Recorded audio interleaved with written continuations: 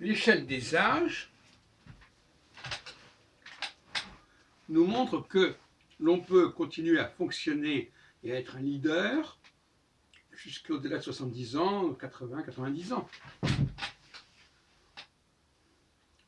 Moi, je pense qu'effectivement, il faut qu'on comprenne pourquoi les gens âgés constituent une richesse pour la société. Pourquoi?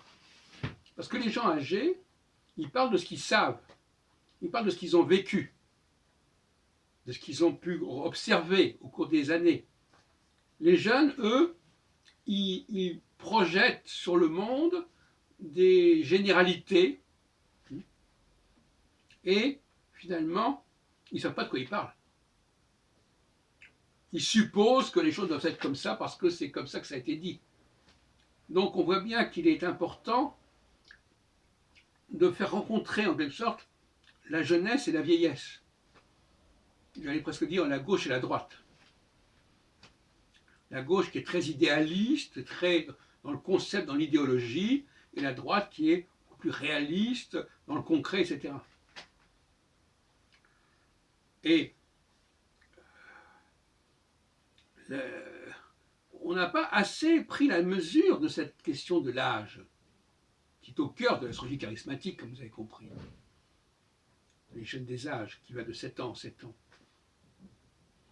Par exemple, moi, il y a des choses que j'ai compris à 70 ans,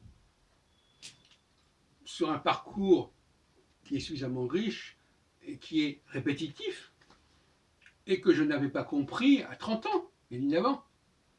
Il n'y avait pas eu assez d'éléments de recoupement, pas assez de choses qu'on pouvait comparer, qu'on pouvait croiser. Donc je crois que les civilisations qui respectent les personnes âgées ont raison. Ces personnes âgées, elles sont titulaires d'une vérité solide, ce que j'appelle le processus d'induction. On parle de choses qu'on a observées et on va généraliser, alors que le jeune, lui, il parle de généralité qu'il va plaquer sur la réalité.